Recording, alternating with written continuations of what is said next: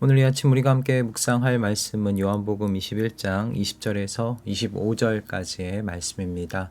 이 말씀으로 오늘 이 아침 우리에게 주신 하나님의 말씀의 은혜를 함께 생각해 보도록 하겠습니다. 베드로가 돌아보니 예수께서 사랑하시던 제자가 따르고 있었다. 이 제자는 마지막 만찬 때에 예수의 가슴에 기대어서 주님을 넘겨줄 자가 누구입니까? 하고 물었던 사람이다. 베드로가 이 제자를 보고서 예수께 물었다. 주님, 이 사람은 어떻게 되겠습니까? 예수께서 말씀하셨다. 내가 올 때까지 그가 살아있기를 내가 바란다고 한들 그것이 너와 무슨 상관이 있느냐? 너는 나를 따라라.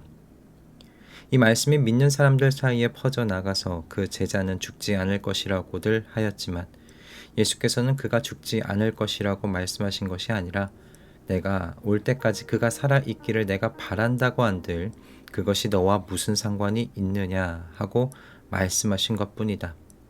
이 모든 일을 증언하고 또 이 사실을 기록한 사람이 바로 이 제자이다.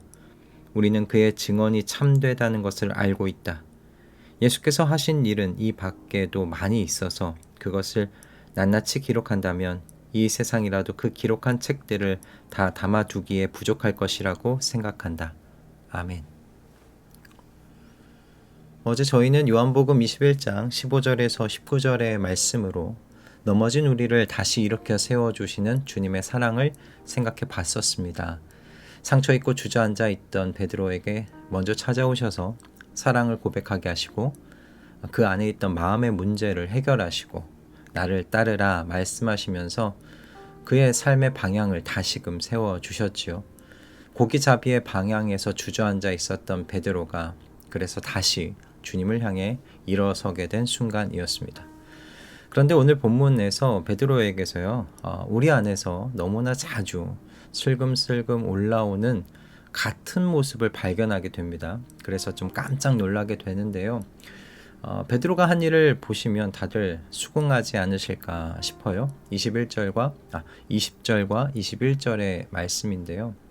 예수님의 말씀으로 다시 삶의 방향이 세워진 베드로의 눈에 먼저 들어온 사람이 있었습니다. 바로 예수께서 사랑하시던 바로 그 제자였어요. 베드로는 자신에게 하신 예수님의 말씀 때문인지 예수님께 이렇게 물었습니다. 주님, 이 사람은 어떻게 되겠습니까? 베드로가 예수께서 사랑하시던 제자 요한이 어떻게 되는지가 궁금했던 이유는요. 예수님께서 베드로가 어떻게 죽게 될지를 말씀해 주셨기 때문입니다. 이렇게 말씀하셨어요. 18절 말씀인데요. 내가 젊어서는 스스로 띠를 띠고 내가 가고 싶은 곳을 다녔으나 내가 늙어서는 남들이 내 팔을 벌릴 것이고 너를 묶어서 내가 바라지 않은 곳으로 너를 끌고 갈 것이다. 베드로가 어떤 죽음으로 하나님을 영화롭게 할 것인지 암시해 주는 말씀이죠. 베드로는 이 말씀을 듣고서 자신의 사명이 고난의 길이고 죽음의 길이라는 것을 알았어요. 그리고 바로 그 직후에 예수께서 사랑하시는 제자 요한이 보인 겁니다. 그는 어떻게 되는 건가? 제자 요한을 보니까 아무 말 없이 아무런 순교 예고도 없이 편안하게 주님 따라가는 모습처럼 보였기 때문인데요. 그러니 베드로의 질문이 가진 속뜻은 이겁니다. 왜 나는 죽어야 하고 이 친구는 평탄해 보이는 겁니까? 왜 나의 길은 이렇게 무거운 것이고 이 친구의 길은 가벼워 보이는 겁니까? 여러분, 회복 이후에 가장 큰 위협이 무엇인지 보이십니까? 바로 사명의 비교입니다. 타인과 나를 비교하기 시작하는 겁니다. 그래서 사명의 길에서 주님의 뒤를 따르는 제자의 길을 걸어갈 때 가장 무서운 적은요, 고난이 아닙니다. 앞서가시는 주님을 따라가는 것이 힘든 게 아니고요, 옆에서 걷는 동료들을 바라보는 내 시선이 가장 힘든 것이고 가장 큰 적이 되는 겁니다. 여러분, 비교하는 시선은 회복된 우리의 방향을 다시금 흐트러 놓기 때문에 너무나 위험한 적입니다. 그런데 예수님께서 이런 베드로의 질문에 매우 단호하게 대답하시죠. 아마도 베드로가 위험한 길 앞에 지금 서 있다는 것을 이 질문으로 아셨기 때문이 아닐까 싶어요. 22절의 말씀입니다. 내가 올 때까지 그가 살아 있기를 내가 바란다고 한들 그것이 너와 무슨 상관이 있느냐? 너는 나를 따라라. 여러분, 이 한 절의 말씀에 정말 중요한 교훈이 담겨 있습니다. 여러분, 주인이 한 종에게는 밭을 갈게 하고 한 종에게는 다른 집안일을 시키는 것, 여러분 이게 이상한 일입니까? 아니죠. 종에게 맞는 일을 골라서 시키는 건요, 주인의 권한입니다. 그러니 종이 다른 종의 사명을, 다른 종의 일을 따져 물을 일이 아닌 거죠. 전적으로 주인의 주권적인 결정에 속한 일입니다. 그래서 예수님은 베드로에게 다른 의미로 너는 나를 따라라 라고 말씀하신 겁니다. 이 말씀은 바로 너는 남 신경 쓰지 말고 나를 따라라 라는 그런 의미입니다. 여러분, 종의 사정을 가장 잘 아시는 분이 우리 주님이십니다.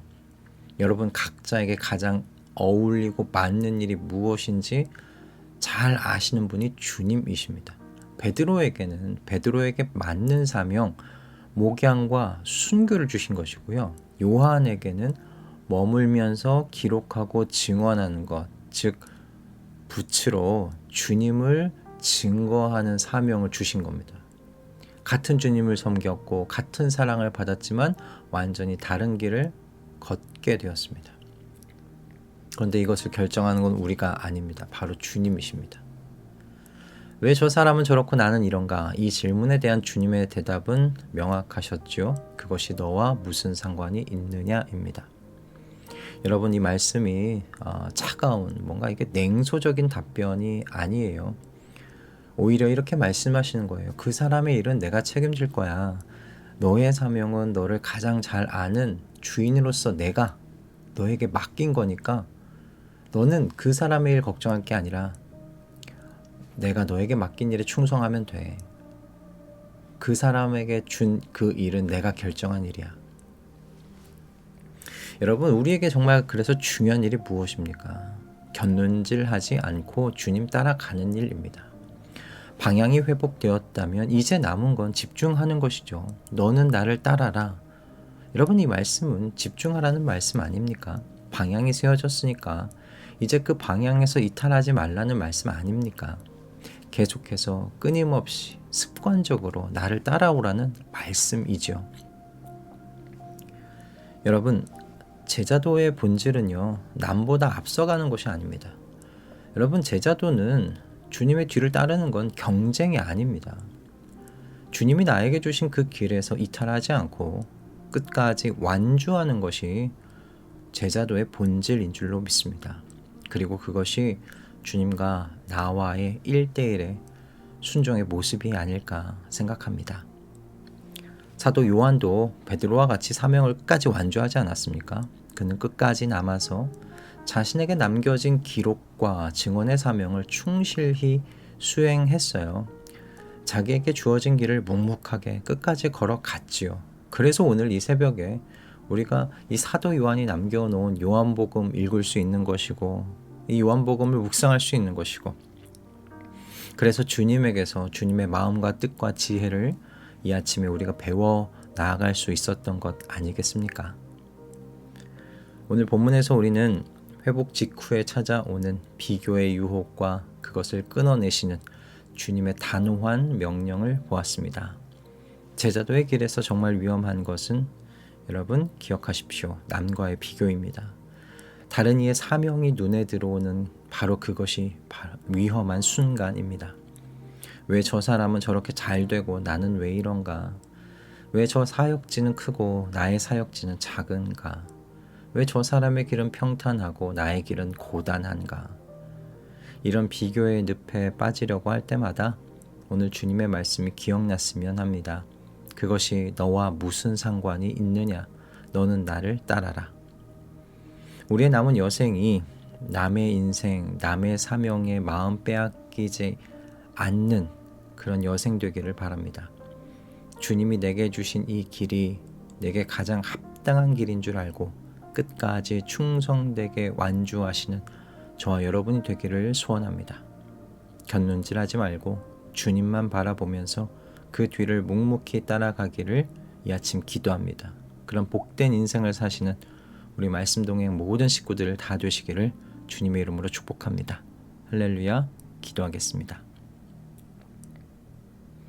주님, 삶의 방향이 바뀌었어도 그 순간 우리는 시험에 빠질 수 있는 연약한 사람들입니다.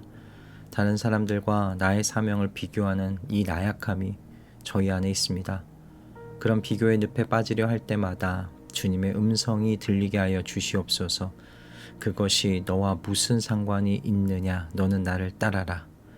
바로 이 음성으로 저희를 일깨워 주시고 끝까지 주님께서 주신 길을 완주할 수 있도록 성령 충만 속에 살아가게 하여 주시옵소서. 예수 그리스도의 이름으로 기도드립니다. 아멘.